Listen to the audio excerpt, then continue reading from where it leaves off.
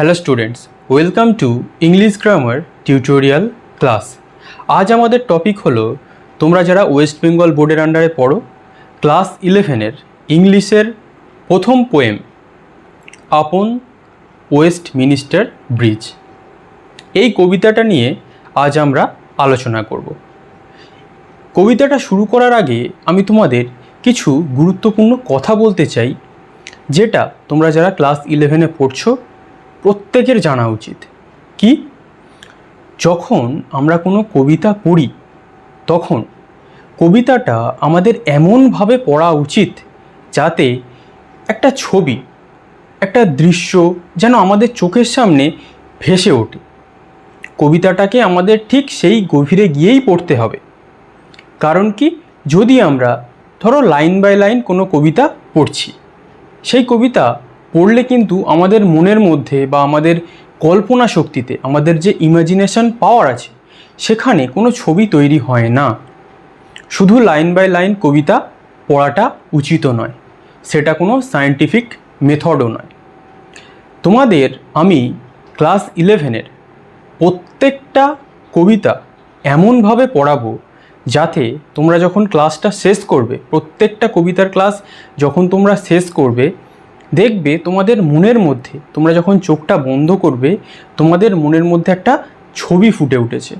তোমরা কবিতাটাকে যেন চোখের সামনে দেখতে পাচ্ছ। ঠিক এইভাবেই আমাদের কবিতাটা পড়া উচিত। তোমরা, আমি যে ক্লাসটা করাচ্ছি বা আমি আগে যে ক্লাসগুলো করাবো, প্রত্যেকটা কবিতা একদম ইন ডিটেলে বুঝতে পারবে, এবং কবিতাটা পড়লে আমাদের মনে যে একটা ছবি তৈরি হয়, সেটা তোমাদের প্রত্যেকের মনে তৈরি হবে, এতটুকু আমি গ্যারান্টি দিয়ে বলতে পারি। কেন বলতে পারি? কারণ তোমরা যেভাবে কবিতা এতদিন পড়ে এসছো আর এখন যেভাবে কবিতাটা পড়বে, তার মধ্যে ডিফারেন্স অনেক। এই ক্লাসটা হওয়ার পর দেখবে কবিতাটা তোমাদের কাছে কত ভালো লাগছে। আমাদের কবিতা কেন একঘেয়ে লাগে? কারণ আমরা লাইন বাই লাইন মানে করতে শুরু করি। ওরকম কবিতা পড়ার নিয়ম নয়। তাহলে আশা করব তোমরা শেষ পর্যন্ত দেখবে এবং এই কবিতাটাকে এনজয় করবে। কবিতা এনজয়েরই জিনিস, এটাকে আমাদের মজা করে পড়তে হবে, আনন্দ নিয়ে পড়তে হবে, যাতে আমরা কবিতার যে মূল অর্থ, ইনার মিনিং, সেটা বুঝতে পারি। তাহলে এবারে কবিতাতে আসা যাক। কবিতার নাম কি? আপন ওয়েস্টমিনিস্টার ব্রিজ। কবিতাটা কে লিখেছেন? By William Wordsworth. William Wordsworth এর নাম শুনলেই কবিতা পড়তে ভালো লাগে, কারণ ইনি কবিতাটাকে এমনভাবে বর্ণনা করেন যাতে একটা প্রকৃতি, সেটা যেন আমাদের কাছে খুব সুন্দরভাবে ধরা দেয়। এই কবিতাটাও ওই রকমই। কোনো কবিতা পড়ার আগে আমাদের কবিতার প্রেক্ষাপটটা জেনে নেওয়া উচিত, যে কবিতাটা কবি কেন লিখলেন। তার তো নিশ্চয়ই কোনো একটা কারণ থাকবে, এমনি এমনি তো কেউ আর কবিতা লিখবে না।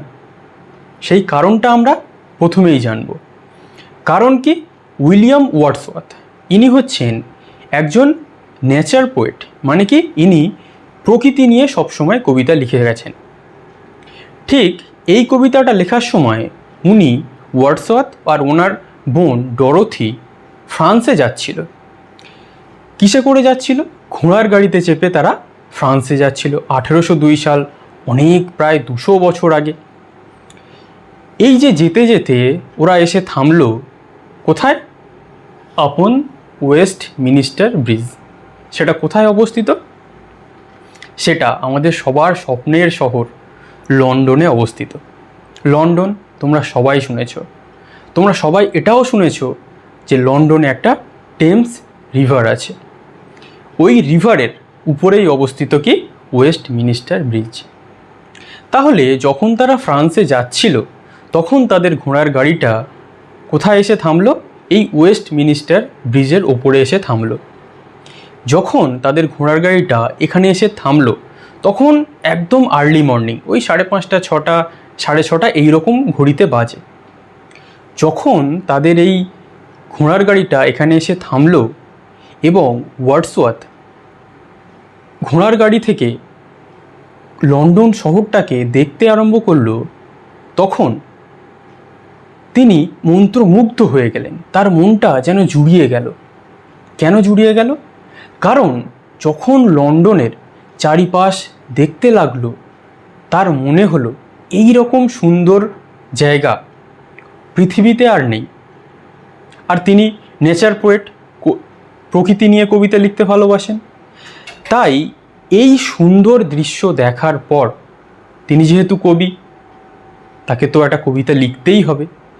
তাই তাদের ঘোড়ার গাড়ি যখন এসে থামলো এবং ওয়ার্ডসওয়ার্থ যখন এই লন্ডন শহরটাকে দেখতে লাগলো ওই আর্লি মর্নিংয়ে, তখন তার মনে হলো এত সুন্দর জায়গা পৃথিবীতে আর নেই। প্রকৃতি যেন এই শহরটাকে ভরিয়ে দিয়েছে। কেন ভরিয়ে দিয়েছে? চারিদিক পরিষ্কার পরিচ্ছন্ন, শান্ত, কোনো কোলাহল নেই। ওয়েস্টমিনিস্টার ব্রিজের ওপর নিচে দিয়ে নদী বয়ে গেছে, টেমস নদী। তার আশেপাশের যে গ্রাম যেন এক অপরূপ সুন্দর। এই অপরূপ সুন্দর দৃশ্য দেখে কবির মন কি থেমে থাকে? কবির মনও বয়ে চলবে। কিভাবে? কলমের মাধ্যমে। তিনি যেহেতু নেচার পোয়েট, প্রকৃতিকে তিনি ভালোবাসেন। আর এটা বলা হয় যে প্রকৃতি যেভাবে ওয়ার্ডসওয়ার্থের কাছে ধরা দিত, আর কোনো কবির কাছে প্রকৃতি সেই রকমভাবে ধরা দেয়নি। কারণ তিনি এত সুন্দর সুন্দর প্রকৃতি নিয়ে কবিতা লিখে গেছেন, অন্য কবিরা ওয়ার্ডসওয়ার্থের ধারে কাছেও পৌঁছতে পারেনি। ওই জন্যেই ওনাকে নেচার পোয়েট বলা হয়। তাহলে আমাদের কবিতার প্রেক্ষাপট কি? তিনি এই লন্ডন শহরের সৌন্দর্য দেখে আর থেমে থাকতে পারলেন না, লিখে ফেললেন একটি কবিতা, যার নাম কি? আপন ওয়েস্টমিনিস্টার ব্রিজ। মানে ওর উপরে বসেই তিনি কবিতাটা লিখতে আরম্ভ করলেন। আমাদের কবিতাটাকে একদম ছবির মতো করে সহজে বুঝতে হবে। বইয়েতে কি লেখা আছে, এত কঠিন কঠিন টার্ম, এগুলো যদি আমরা প্রথমেই পড়তে আরম্ভ করি, তাহলে কিন্তু আমরা কবিতার কোনো দিনই কিচ্ছু বুঝতে পারবো না, এবং কবিতাটা কোনো দিনই আমাদের কাছে ইন্টারেস্টিংই হবে না। কবিতা পড়তে আমাদের ভালোই লাগবে না। তাই কবিতাটাকে কবিতার মতো করেই পড়তে হবে। তাহলে এইটা ছিল প্রেক্ষাপট, যে কেন তিনি কবিতাটা লিখলেন। এই সুন্দর দৃশ্য দেখে তিনি যা যা কবিতায় বর্ণনা করলেন, সেইটাই হচ্ছে কবিতার মূল বিষয়বস্তু। কারণ কি? অলরেডি তিনি ব্রিজের ওপরে থেমে গেছেন, অপরূপ সুন্দর দৃশ্য দেখে লন্ডনের তার মন মন্ত্রমুগ্ধ হয়ে গেছে। এইবারে তিনি কবিতা লিখতে আরম্ভ করলেন। তার মানে কি? তিনি যে দৃশ্যটাকে দেখলেন সেটাকে আরও বিস্তারিতভাবে কবিতার মাধ্যমে বর্ণনা করতে লাগলেন। এই যে কবিতাটা তোমরা যেটা পড়বে, আপন ওয়েস্টমিনিস্টার ব্রিজ, এটা হচ্ছে একটা 14 লাইনের কবিতা। এটাকে ইংরেজিতে বলে কি? সনেট। তার প্রথম পার্টে থাকে 8টা লাইন। প্রথম পার্টের যে 8টা লাইন থাকে তাকে বলে অক্টেভ, এবং দ্বিতীয় পার্টে যে 6টা লাইন থাকে তাকে বলে সেস্টেট। এগুলো আমরা পরের বিষয়। এগুলো যদি এক্ষুনি আমরা জানতে শুরু করি, কবিতা সম্পর্কেই বললাম, আমাদের ইন্টারেস্ট চলে যাবে। এই জন্যই আমাদের কবিতা সম্পর্কে কিন্তু ইন্টারেস্ট চলে যায়। তাহলে এইগুলো কিন্তু জাস্ট একটা নলেজ আমাদের জেনে রাখা দরকার, কিন্তু মূল আমাদের যে বিষয়, কবিতার বিষয়বস্তুটাকে আমাদের ইন ডিটেলে জানতে হবে। প্রেক্ষাপট আমরা জেনে নিলাম যে কেন তিনি কবিতাটা লিখলেন। এইবারে হালকা করে আমরা একটু কবিতার বিষয়বস্তুটা কী আছে জানব। বিষয়বস্তুটা জানার পর আমরা লাইন বাই লাইন ইন ডিটেলে এক্সপ্লানেশন করব। আমি তোমাদের ব্যাখ্যা করে বোঝাবো যে কোন লাইনের কি অর্থ, ইনার মিনিং প্রত্যেকটা। তাহলে কবিতার বিষয়বস্তু কি? তিনি এসে দাঁড়িয়ে গেছেন, অপরূপ সুন্দর দৃশ্য দেখছেন, এরপরে তিনি কবিতা লিখতে শুরু করছেন। তিনি কবিতায় কি লিখছেন? তিনি লিখছেন যে এত অপরূপ দৃশ্য পৃথিবীতে তিনি আর কোনোদিন কোথাও দেখেননি। কেন দেখেননি? কারণ এই দৃশ্য পৃথিবীতে তার মতে এত সুন্দর, এত অপরূপ দৃশ্য, এত শান্তির জায়গা, এত শান্ত, চারিদিকে কোনো কোলাহল নেই, কোনো কলকারখানার ধোঁয়া নেই, একদম পরিষ্কার পরিচ্ছন্ন, এই রকম শহর তিনি দেখেননি। তার আশেপাশের যে বাড়িঘর, সেগুলোও যেন ঠিক শান্ত হয়ে আছে। তার আশেপাশের যে টাওয়ার, ডোম, সেগুলো যেন ঝকঝক করছে, সব পরিষ্কার পরিচ্ছন্ন। কেন? কারণ তার মনে হয়েছে, তিনি নেচার পোয়েট, ওই জন্যে বললাম, তিনি মনে করছেন যে সূর্য তার ওই যে রশ্মি হয়, মানে কি তার যে আলো দিয়ে যেন এই শহরটাকে স্নান করিয়ে দিয়েছেন। শহরটাকে তো কেউ স্নান করাতে পারবেন না, ওই জন্য কবি বলছেন কি যে সূর্য তার আলো দিয়ে বা রশ্মি দিয়ে যেন এই শহরটাকে একদম স্নান করিয়ে ধুয়ে মুছে পরিষ্কার করে দিয়েছেন, যে একদম চকচকে শহর করে দিয়েছেন। তাই তার মনে হয়েছে যে এই রকম পরিষ্কার পরিচ্ছন্ন শান্ত শহর হয়তো পৃথিবীতে আর নেই। এরপরে তিনি বলছেন আমার নিচে কি আছে, তিনি ওয়েস্টমিনিস্টার ব্রিজের উপরে দাঁড়িয়ে আছেন, সেই ব্রিজের নিচে দিয়ে কি হচ্ছে, টেমস নদী বয়ে চলেছে। তিনি বলছেন টেমস নদীটাও যেন তার নিজের গতিতে বয়ে চলেছে। টেমস নদীটাকে ধরে রাখার জন্য যেন কেউ নেই, সে যেন তার আপন গতিতে ধীর গতিতে বয়েই চলেছে।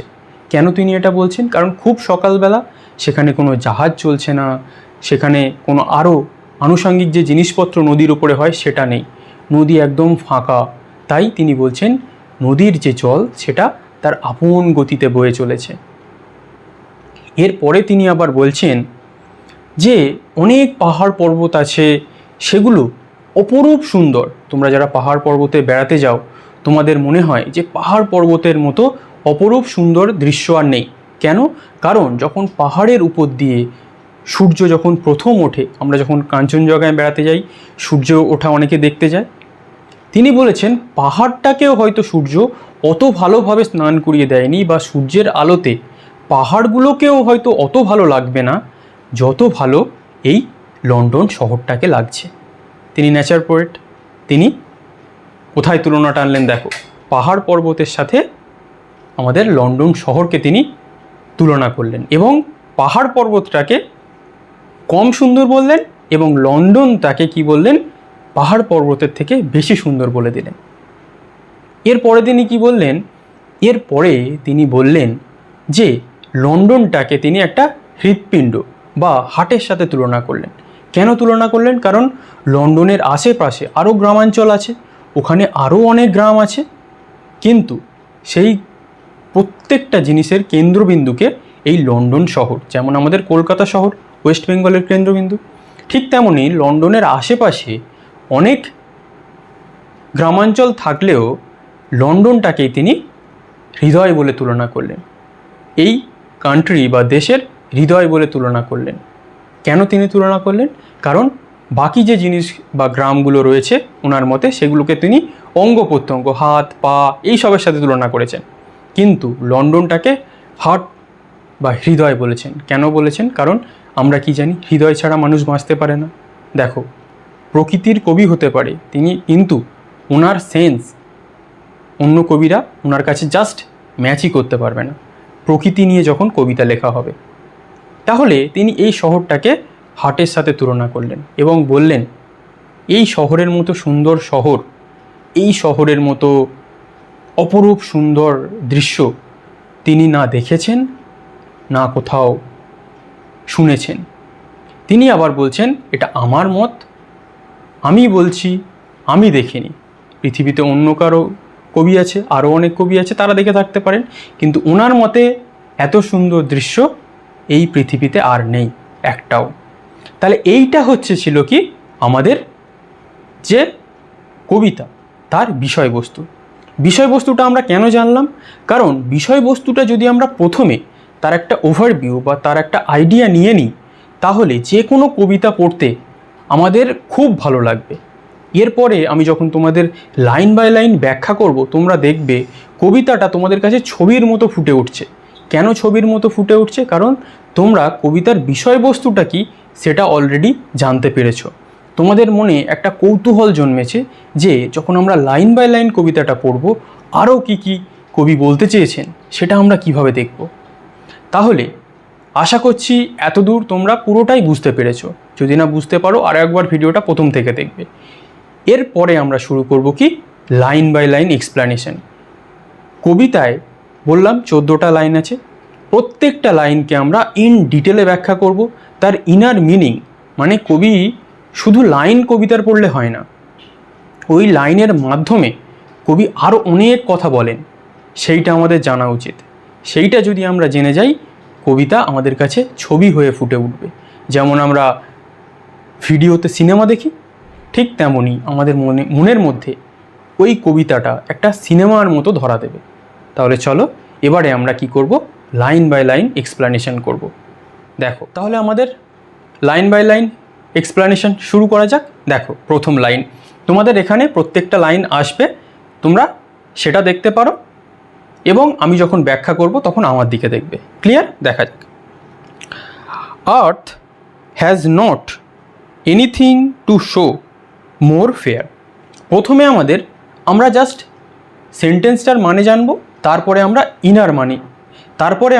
ইনার মিনিংটা জানবো। দেখো, আর্থ has not anything to show more fair.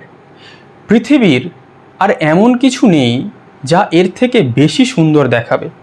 তার মানে আমরা অলরেডি একটু দেখে নিয়েছি। তার মানে কবি এখানে কি বলতে চাইছেন, যে পৃথিবীর মধ্যে লন্ডনই হচ্ছে সবথেকে সুন্দর জায়গা, আর এমন কোনো সুন্দর জায়গা নেই পৃথিবীতে। পৃথিবী এমন কোনো সুন্দর জায়গা আর দেখাতেও পারবে না, কারণ কবি অলরেডি লন্ডনের সৌন্দর্য দেখে মুগ্ধ এবং তিনি জাজমেন্ট করে দিয়েছেন যে এমন সুন্দর দৃশ্য পৃথিবীতে আর নেই।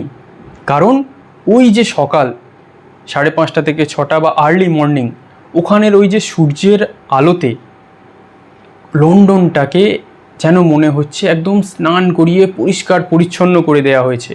একদম অপরূপ দৃশ্য কবির কাছে ধরা দিয়েছে। ওই জন্য তিনি বলছেন এই লন্ডন শহরটাকে তিনি পৃথিবীর শ্রেষ্ঠ সৌন্দর্য শহর হিসাবে বলেছেন। ওই জন্য বলেছেন পৃথিবীর আর কিছু সুন্দর দেখানোর নেই, এইটাই সব থেকে তিনি সুন্দর হিসাবে ধরেছেন। পরের লাইন দেখা যাক। Dull would he be of soul who could pass by a sight so touching in its majesty. এই লাইনটাকে আমরা আগে একটু ভেঙে ভেঙে বুঝি, তারপরে আমরা ইন ডিটেলে বুঝবো। দেখো, ডাল মানে কি? অনুভূতিহীন। Would he be of soul,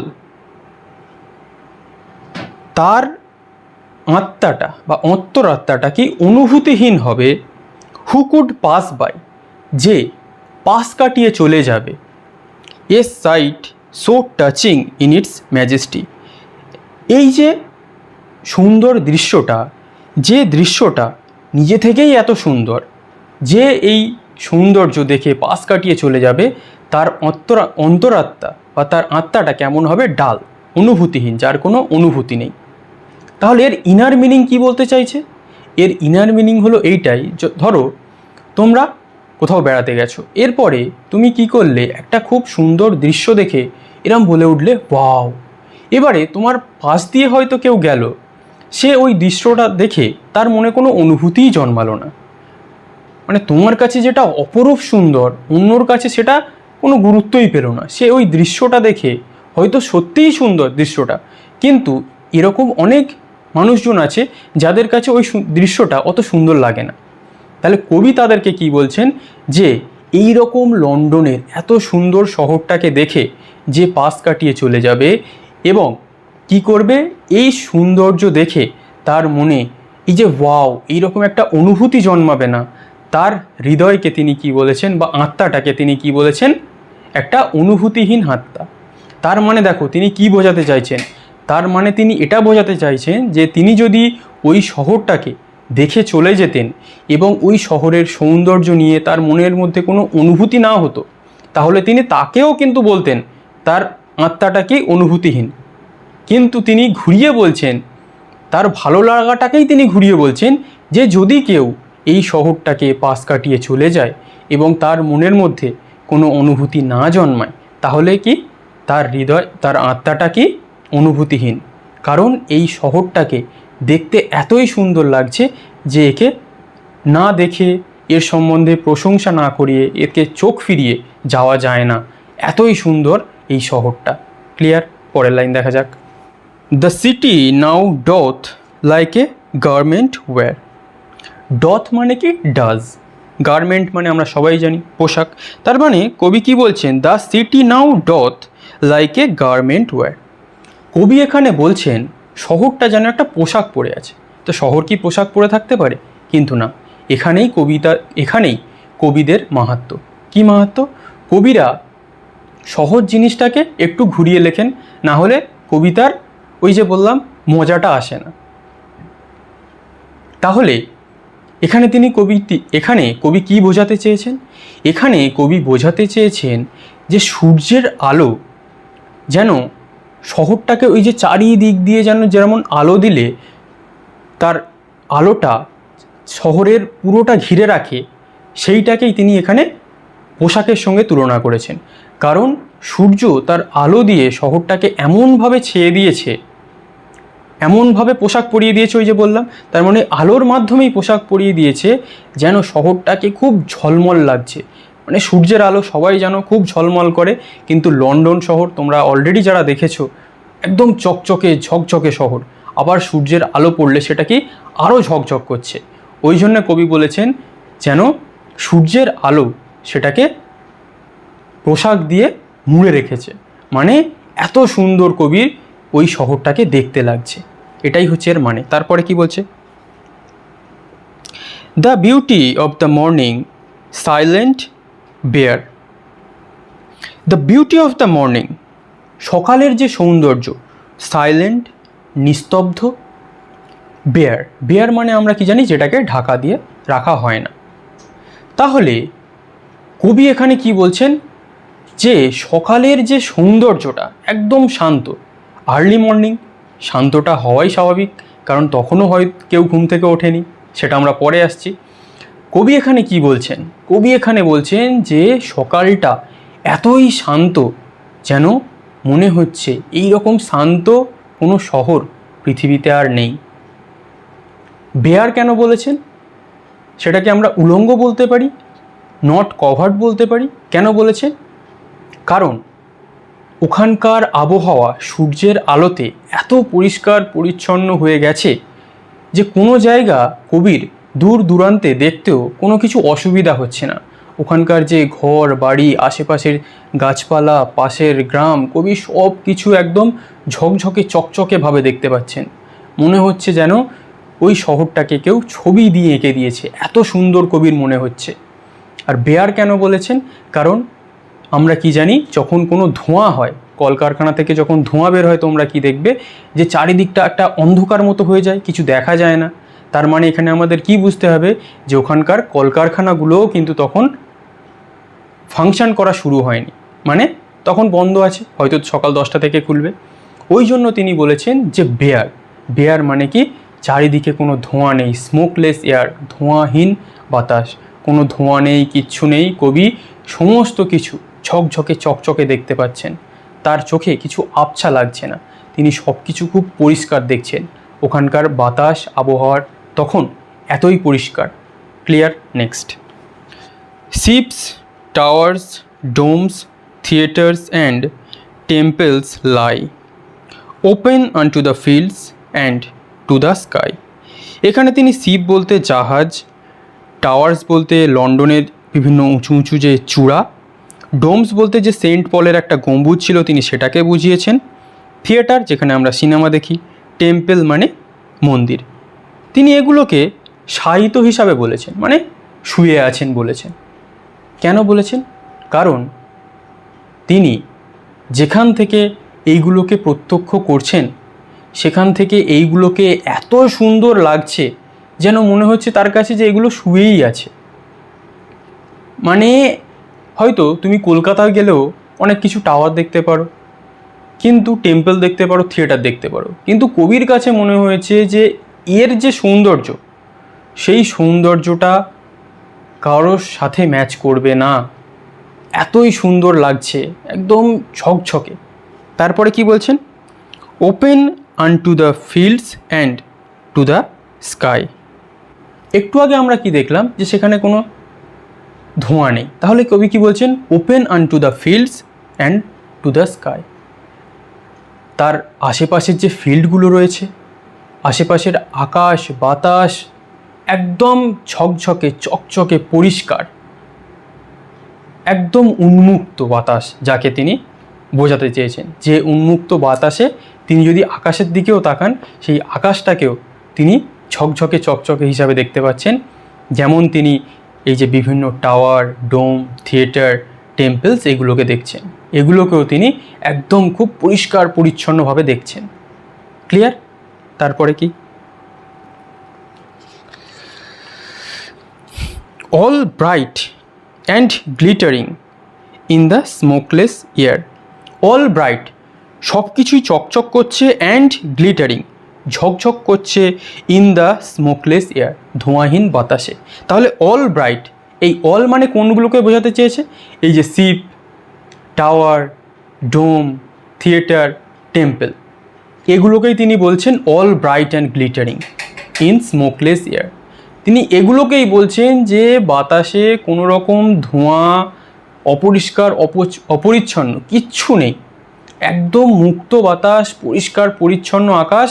তাইতে কি হচ্ছে, এই যে টেম্পলগুলো আছে, ডোমস আছে, টাওয়ার্স আছে, এগুলো কি ঝকঝক করছে। তার আরও বড় কারণ কি, সূর্যের যে আলো সেটাকে ওগুলোকে কি করেছে, আরও ঝকঝক তো করছিলই, সূর্যের আলো তাদের যে সৌন্দর্য সেটা আরও হাজার হাজার গুণ বাড়িয়ে দিয়েছে। কবির কাছে মনে হয়েছে একদম সবগুলো কি হচ্ছে, গ্লিটারিং হচ্ছে, চকচক করছে। তাহলে এটা হলো আমাদের কি প্রথম 8টা লাইন। এরপরে আমরা দেখব কি সেকেন্ড পার্টে যে 6টা লাইন আছে সেটাকে আমরা ইন ডিটেলে এখনই দেখে নেব। ক্লিয়ার? চলো দেখা যাক। তাহলে এখন আমরা কবিতার দ্বিতীয় ভাগে যে 6টা লাইন রয়েছে সেটা আমরা দেখে নেব, এবং ওয়ার্ডসওয়ার্থ আরও কি বলেছেন লন্ডন শহর সম্পর্কে সেটা আমরা চলো দেখে নিই। প্রথম লাইন কি বলছে, never did sun more beautifully steep in his first splendour valley, rock or hill. আগে সেন্টেন্সটার কি মানে সেটা জানবো, তারপরে এর ইনার মিনিং কি সেটা আমরা জানবো। দেখো, never did sun more beautifully steep, এখানে স্টিপ কথার অর্থ হচ্ছে প্লাবিত করা। তার মানে কি, নেভার ডিড সান, এখানে ডিডটা সানের আগে রয়েছে, মানে সাবজেক্টের আগে। কবিতায় নর্মাল সাবজেক্ট ভার্ব এগ্রিমেন্ট অনুযায়ী সচরাচর সেন্টেন্স লেখা হয় না যখন আমরা ডিফারেন্ট কিছু বোঝাতে চাই, কিন্তু এই লাইনটা দেখে তোমাদের ঘাবড়ে যাওয়ার কিচ্ছু নেই, জাস্ট একটু ঘুরিয়ে লেখা আছে। ঠিক আছে? তাহলে never did sun more beautifully steep, তাহলে নেভার ডিড সান, সূর্য কখনোই, মোর বিউটিফুলি, এত সুন্দরভাবে, স্টিপ, STEEP, স্টিপ মানে কি প্লাবিত করা। তাহলে সূর্য কখনো এত সুন্দরভাবে প্লাবিত করেনি। পুরো মানেটা জানলে বা সেন্টেন্সের মানেটা জানলে আমাদের একটু কনফিউশন হতে পারে, কিন্তু নেক্সট লাইনটার মিনিংটা জেনে নিয়ে আমরা ইন ডিটেল ব্যাখ্যায় যাব।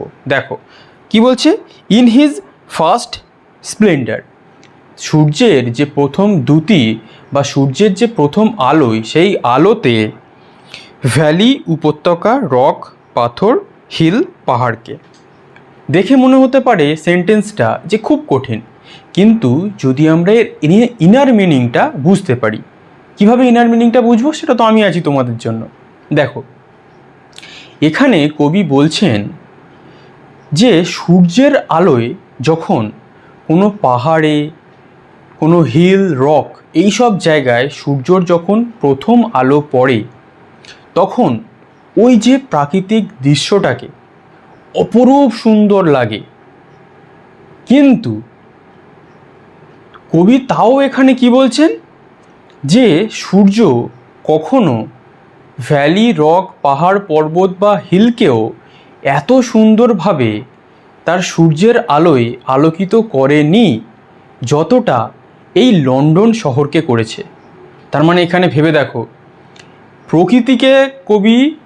প্রকৃতির কবি হয়েও সে প্রকৃতির সৌন্দর্যকে এখানে ছোট করে দেখাচ্ছে।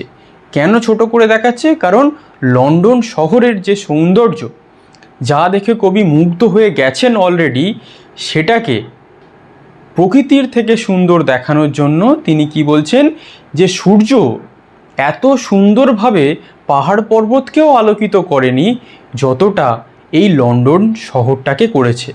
তার মানে তিনি এখানে কি বলতে চাইছেন, তার কাছে যখন সূর্যের আলো প্রথম ওই পাহাড় পর্বতে পড়ে তার যে সৌন্দর্য, তার থেকেও এই যে ভোরবেলা বা সকালবেলার যে সৌন্দর্য লন্ডন শহরটাকে তিনি দেখছেন, সেই লন্ডন শহরের সৌন্দর্য ওই পাহাড় পর্বতের সৌন্দর্য থেকে হাজার হাজার গুণ বেশি, এটাই তিনি এখানে বলতে চেয়েছেন। তাহলে সেন্টেন্স বাই সেন্টেন্স যদি আমরা মিনিং করতে শুরু করি তাহলে কিন্তু আমরা কবিতার যে ইনার মিনিং সেটাই আমরা বুঝতে পারবো না। আর যদি ইনার মিনিং আমরা বুঝতে না পারি কবিতা আমাদের পড়ে লাভ নেই। তোমরা সচরাচর কি করো, কোনো একটা মানে বই খোলো, সেখান থেকে হয়তো লাইন বাই লাইন মিনিং পড়ো বা কোনো টিচারের কাছে গেলে এইরকমভাবে কবিতা পড়লে কবিতা কখনোই বোঝা সম্ভব নয়। ক্লিয়ার? পরের লাইনে কি বলছে দেখা যাক। NE তারপরে দেখো একটা অ্যাপোস্ট্রফি দেওয়া আছে, তারপরে ER, এর কথার অর্থ হচ্ছে নেভার।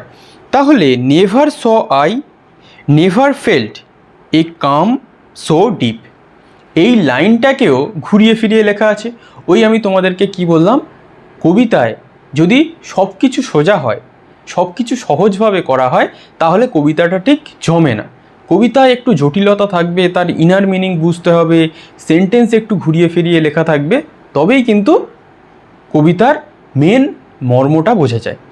এটাকে যদি আমরা সঠিকভাবে লিখি তাহলে নেভার আই স, আমি কখনো দেখিনি, নেভার আই ফেল্ট, আমি কখনো অনুভবও করিনি, এ কাম, কাম মানে কি শান্ত, এখানে CALM এর উচ্চারণটা কিন্তু সঠিকভাবে করতে হবে।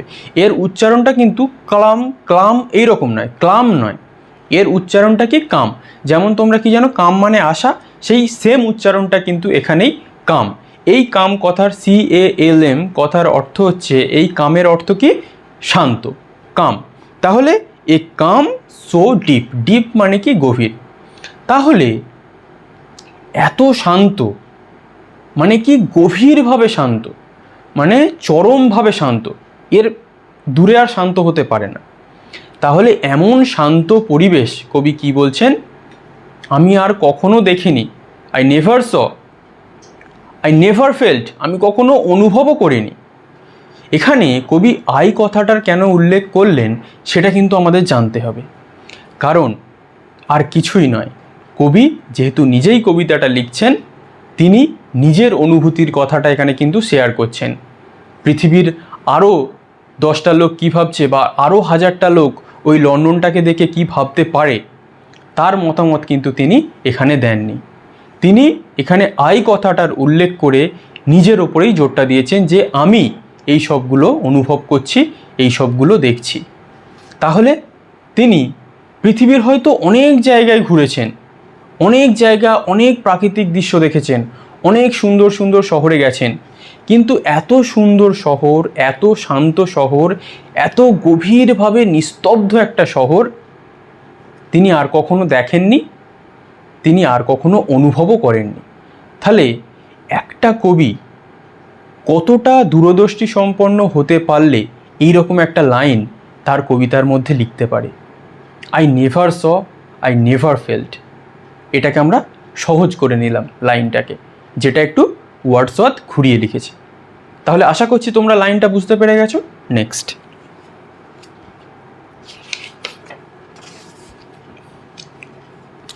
The river glideth at his own sweet will, GLIDETH এর মানে কি প্রবাহিত হওয়া, ফ্লো, মানে কোনো কিছু প্রভাবিত হওয়া। এখানে কি প্রবাহিত কে হচ্ছে, নদী, নদী প্রবাহিত হচ্ছে। তাহলে দ্য রিভার গ্লাইডেথ, নদী প্রবাহিত হচ্ছে, at his own sweet will, own মানে কি নিজস্ব, সুইট মানে এখানে আমরা মিষ্টি বলবো না, সুইট মানে আমরা কি জানি মিষ্টি, কিন্তু এখানে মিষ্টি নয়।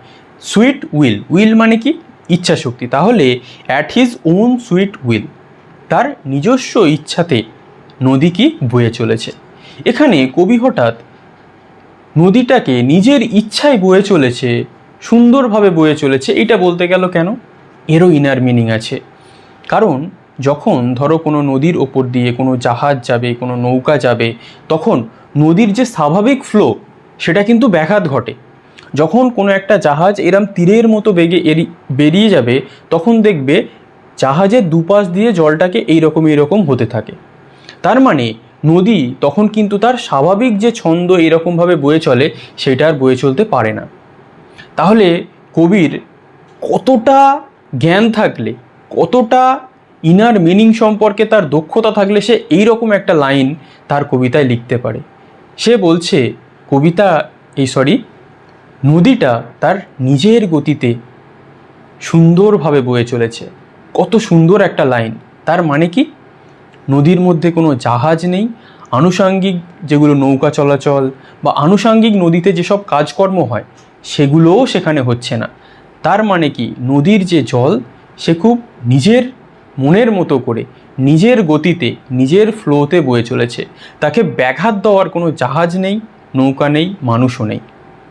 কারণ অনেক সকালবেলা হয়তো ওখানকার স্বাভাবিক যে জনজীবন, মানুষের যে চলাফেরা, জাহাজের যে চলাফেরা, সেটা কবি প্রত্যক্ষ করেননি বা ওখানে সেই সব কাজকর্ম এখনও শুরু হয়নি। তাহলে এই রকম লাইন শুধুমাত্র ওয়ার্ডসওয়ার্থের কবিতাতেই সম্ভব। তিনি প্রকৃতিটাকে যেভাবে দেখেন, অন্য কবিরা তার কাছে ধারে কাছেও যেতে পারে না। কেন যেতে পারে না? এই রকম লাইনগুলোর জন্যে, যে একটা নদী সে নিজের গতিতে বয়ে চলেছে, খুব শান্ত ধীর গতিতে, যেন তার একটা খুব শান্তি হচ্ছে নদীটার, যে তার উপর দিয়ে কোনো জাহাজ বয়ে যাচ্ছে না। তোমার উপর দিয়ে যদি কেউ হেঁটে চলে যায়, তোমার তো কষ্ট হবে, ঠিক তেমনই নদীরও কষ্ট হতে পারে। তাই নদী খুব শান্তভাবে নিজের ইচ্ছায় বয়েই চলেছে এবং কবি সেটাকে প্রত্যক্ষ করে চলেছে। আর এটা বলছেন যে নদী তার নিজের গতিতে বয়ে চলেছে। ক্লিয়ার? এটাই হচ্ছে এর মানে। Next, dear God, the very houses seem asleep. এখানে ডিয়ার গডের পরে দেখো একটা ছোট দাঁড়ি টানা আছে, তারপরে একটা হুটকি দেওয়া আছে বা ফুল স্টপের মতো দেওয়া আছে। তাহলে ডিয়ার গড হঠাৎ তিনি এখানে এই ডিয়ার গড এই কথাটার উল্লেখ করলেন কেন?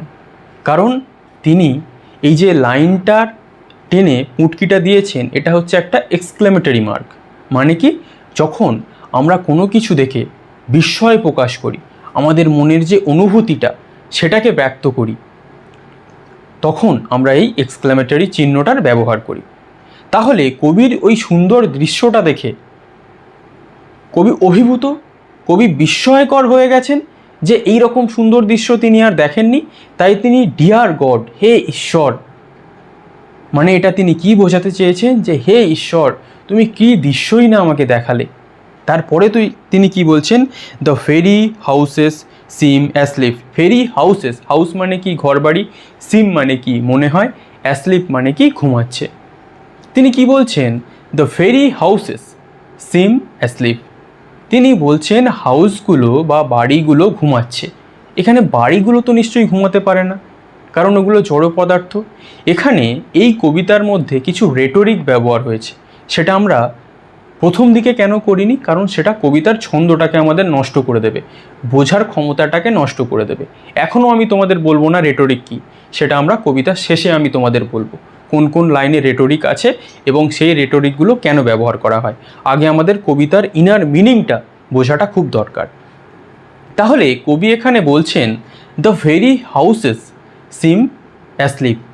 কবি বলছেন কি, প্রত্যেকটা বাড়িকে যেন মনে হচ্ছে তারা প্রত্যেকটা বাড়ি যেন ঘুমাচ্ছে। কারণ কবি যখন ওই ওয়েস্টমিনিস্টার ব্রিজের ওপরে গিয়ে দাঁড়িয়েছে বা তাদের ঘোড়ার গাড়িটা গিয়ে থেমেছে, তখন আমি তোমাদের কি বলেছিলাম, সকাল 5:30 থেকে 6টা বাজে। সচরাচর ওই সময় সমস্ত মানুষজন ঘুমায়। তাহলে কবি এখানে হাউসরা বা বাড়িরা ঘুমাচ্ছে বলতে গিয়ে তিনি কিন্তু আদতে মানুষরাই ঘুমাচ্ছে সেটাকেই তিনি বলতে চেয়েছেন। কবিরা একটু ঘুরিয়ে ফিরিয়ে লিখতে ভালোবাসে, এখানেও ওয়ার্ডসওয়ার্থ কোনো ব্যতিক্রম নেই। এটাকে আমরা রেটরিক বলি। কি রেটরিক সেটা আমরা লাস্টে জানবো, কবিতা শেষ হয়ে গেলে।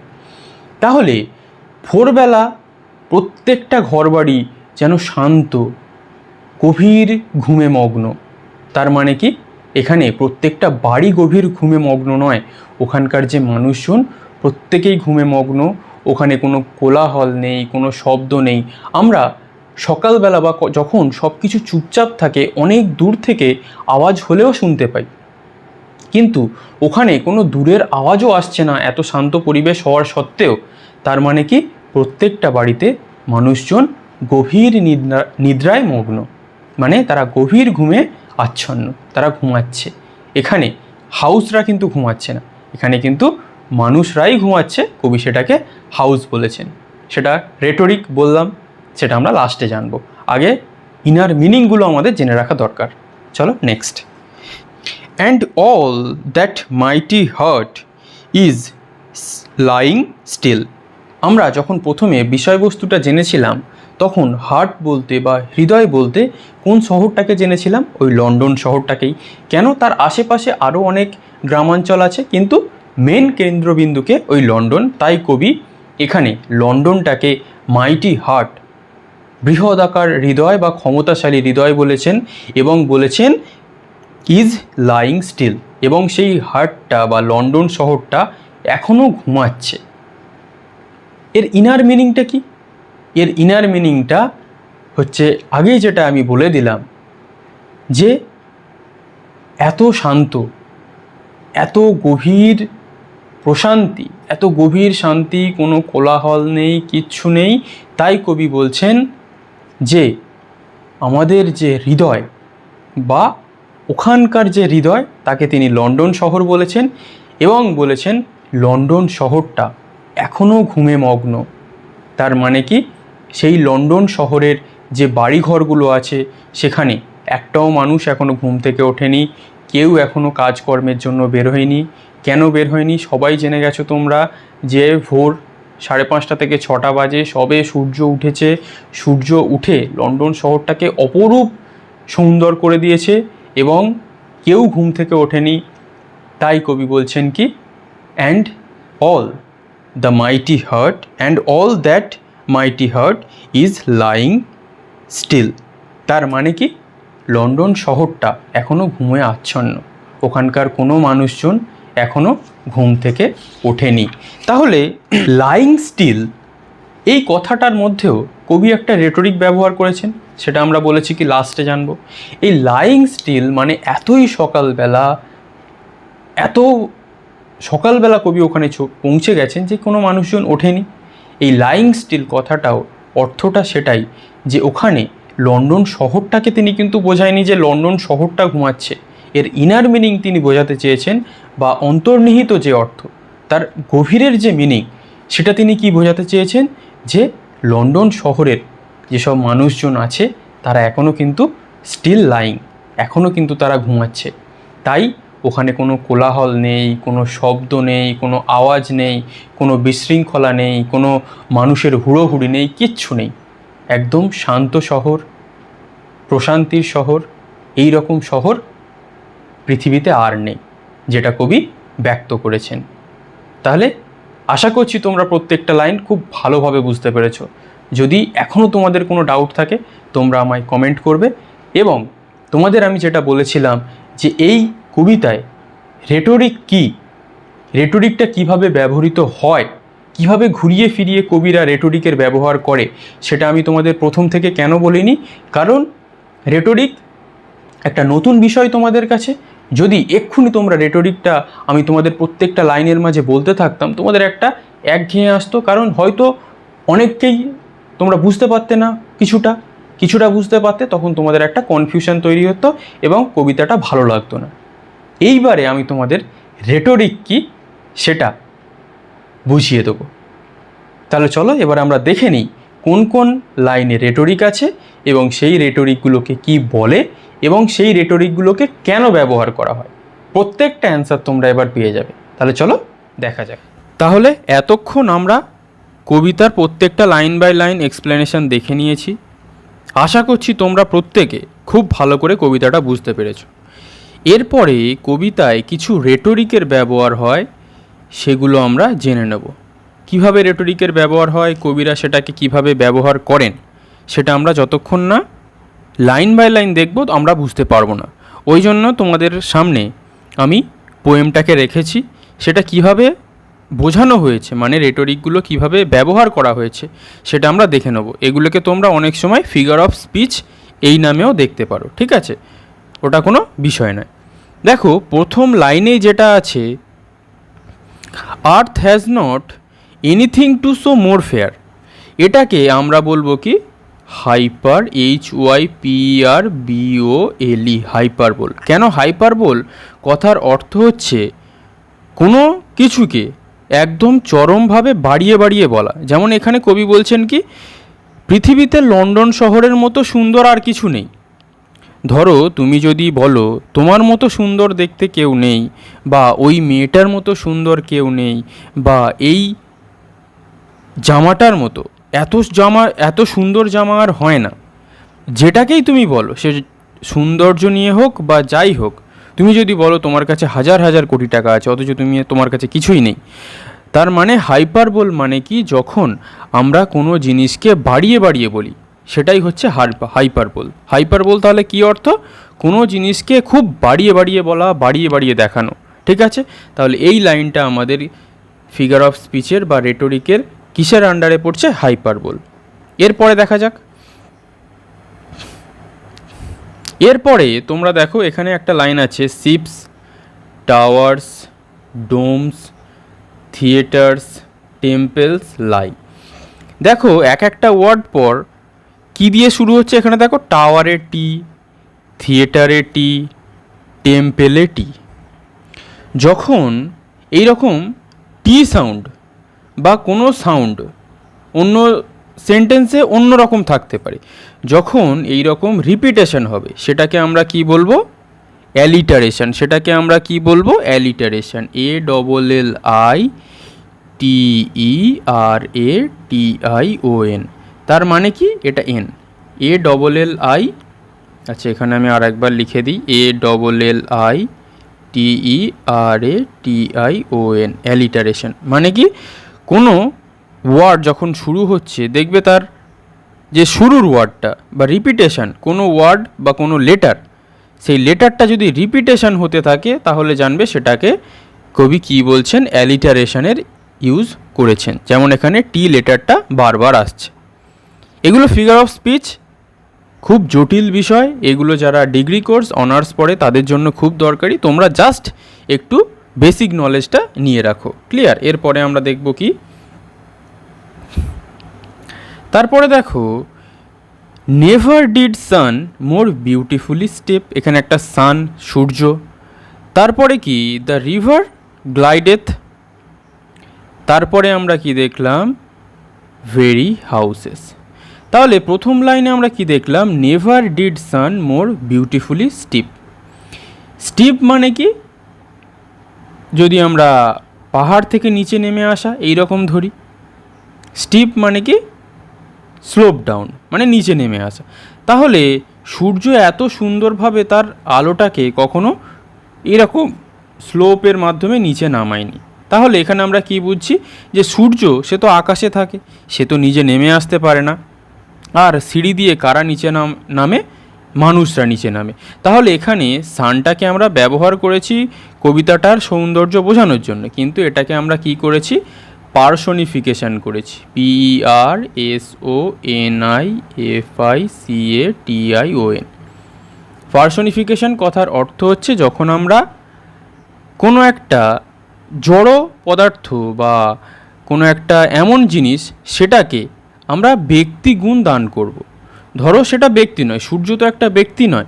যেমন তারপরে এখানে দেখো river glideth at his own sweet will.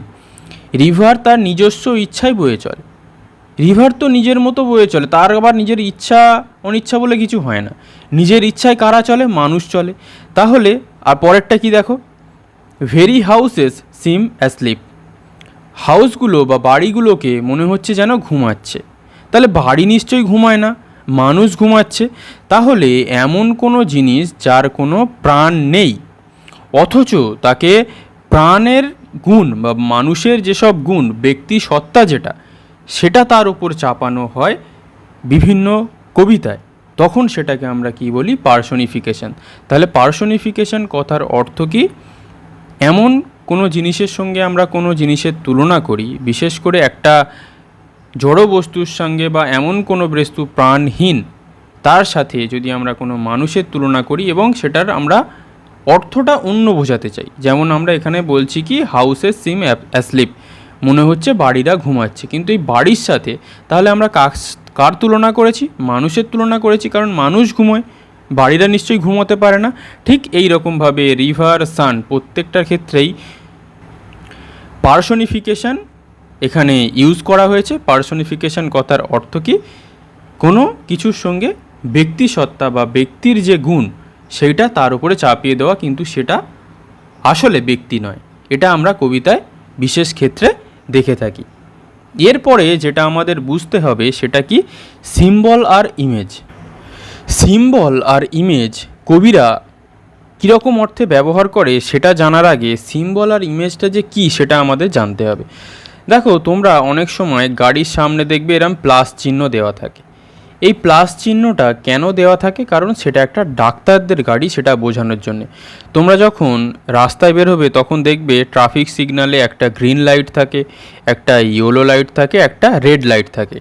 ওখানে লাইটটা কিন্তু এমনি এমনি থাকে না, প্রত্যেকটা লাইট কিন্তু কিছু না কিছু বোঝানোর জন্য থাকে। কোনোটা গাড়ি থামার জন্য, কোনোটা গাড়ি চলে যাওয়ার জন্য। তাহলে সিম্বল আর ইমেজের অর্থ কি? আমরা কোনো একটা সিম্বল বা প্রতীককে ব্যবহার করব, কিন্তু তার যে অন্তর্নিহিত অর্থ সেটা আমরা সেই ওয়ার্ডটার মাধ্যমে বা সেই সিম্বলটার মাধ্যমে বুঝিয়ে দেব। যেমন এখানে যদি আমরা প্রথমেই নিই, the city now doth like a garment wear, তাহলে যদি আমরা এটাকে বলি শহরটা কি একটা পোশাক পরে আছে, তাহলে অত বড় শহরকে কি কেউ পোশাক পরিয়ে দিতে পারে? তাহলে এই গার্মেন্ট ওয়্যার, পোশাক পরিয়ে দেওয়া, এর অর্থ কি? সূর্যের যে আলো সে পুরো শহরে ছেয়ে গেছে এবং সেই শহরটাকে একদম ঢেকে দিয়েছে সূর্যের আলো দিয়ে। তাহলে এখানে গার্মেন্ট কিন্তু আমরা পোশাক অর্থে ব্যবহার করেছি, কিন্তু তার যে ইনার মিনিং, তার যে অন্তর্নিহিত যে অর্থ সেটা কিন্তু অন্য। তাহলে এটাই হচ্ছে সিম্বল, সেটা আমরা এক হিসাবে ব্যবহার করব, কিন্তু তার যে ইনার মিনিং সেটা কিন্তু অনেক গভীর। ঠিক আছে, ঠিক তেমনইভাবে এখানে দেখো ship, tower, domes, theatre, temples. এখানে আমরা এই শিপের ব্যবহার করেছি, টাওয়ারের ব্যবহার করেছি, ডোমস, থিয়েটার, টেম্পল প্রত্যেকটার ব্যবহার করেছি, কিন্তু এর যে ইনার মিনিং, কবি কি বোঝাতে চেয়েছেন? মানুষের যে তৈরি স্ট্রাকচারগুলো ওখানে রয়েছে সেগুলো কিন্তু দারুণ সুন্দর লাগছে ওখানে দেখতে। এখানে কিন্তু শুধু শিপ, টাওয়ার, ডোম, থিয়েটারগুলোকে বোঝায়নি, ওর যে সৌন্দর্য, সেই সৌন্দর্যটা যে লন্ডন শহরকে আরও সুন্দর করে তুলেছে সেইটা বোঝানোর জন্যই কিন্তু এখানে এই সিম্বলগুলো ব্যবহার করা হয়েছে। তাহলে এগুলো কেন ব্যবহার করা হচ্ছে তার একটা কিন্তু প্রত্যেকটারই ইনার মিনিং রয়েছে। এরপরে যদি আমরা দেখি, এরপরে আমরা কি দেখব? Valley, rock, hill. এই প্রত্যেকটা ভ্যালি, উপত্যকা, রক, শিলা বা হিল, পাহাড় প্রত্যেকটাই কিন্তু প্রকৃতির যে সৌন্দর্য, প্রকৃতির যে মাধুর্য সেটাকে তুলে ধরা হয়েছে এবং সেটাকে কার সঙ্গে তুলনা করা হয়েছে? সেটাকে লন্ডন শহরের সঙ্গে তুলনা করা হয়েছে। কবি এখানে এই সব সিম্বলের মাধ্যমে এটা বোঝাতে চেয়েছেন যে লন্ডনটা এই ভ্যালি, রক বা হিলের থেকেও সুন্দর। তাহলে এখানে সিম্বলটা শুধু ভ্যালি, রক আর হিল, পাহাড়, উপত্যকা এই অর্থে ব্যবহৃত হয়নি, এর সিম্বল হিসাবে ব্যবহৃত হয়েছে, কিন্তু এর ইনার মিনিংটা আরও অনেক গভীরে লুকিয়ে রয়েছে। ক্লিয়ার? এরপরে যদি আমরা দেখি, এরপরে আমরা দেখতে পারি কি? ফিল্ড, মাঠ, স্কাই, স্মোকলেস এয়ার। এখানে এই যে স্মোকলেস এয়ার, ধোঁয়াহীন বাতাস, এটাকে মাঠ, ঘাট, বাতাস প্রত্যেকটার কিন্তু আমরা প্রকৃতির যে তিনটি ডাইমেনশন সেই হিসাবে ব্যবহার করেছি। বা যদি আমরা কবিতার আঙ্গিকে বুঝতে চাই, স্মোকলেস এয়ার, ধোঁয়াহীন বাতাস, দ্য স্কাই, একদম স্কাইটাকে আমরা খুব পরিষ্কার দেখছি, ফিল্ডস, প্রত্যেকটা মাঠকে আমরা দেখতে পাচ্ছি। তাহলে প্রত্যেকটার যে অর্থ, প্রত্যেকটাকে একটা সিম্বল হিসাবে নেওয়া হয়েছে এবং তার ইনার মিনিং অনেক গভীরে। এগুলো তোমাদের জাস্ট নর্মাল বুঝে রাখলেই হবে। এগুলো অনেক উঁচু ক্লাসের বিষয়, তোমাদের আপাতত এতটা বেসিকটা ক্লিয়ার রাখলেই হবে। তাহলে সিম্বল ইমেজ কেন ব্যবহার করা হয়, ফিগার অফ স্পিচ কেন ব্যবহার করা হয়, আশা করছি তোমরা বুঝতে পেরেছো। এবারে আর একটা জিনিস তোমাদের জেনে রাখতে হবে যে কবিতার যে রাইম স্কিম সেটা লেখা হয়েছে A B B A A B B A C D C D C D. এটা কোন মিটারে লেখা হয়েছে? এটা আয়াম্বিক পেন্টামিটার। এই রাইম স্কিম আর ইয়াম্বিক পেন্টামিটার বা মিটার এটা জানার জন্যে তোমাদের একটা সেপারেট ক্লাস দরকার, কারণ এইটুখানি ক্লাসে তোমরা এটা ভালো করে বুঝতে পারবে না। এর জন্য একটা ডেডিকেটেড ক্লাস দরকার যেখানে রাইম স্কিম আর মিটার আমরা বিস্তারিত আলোচনা করতে পারি।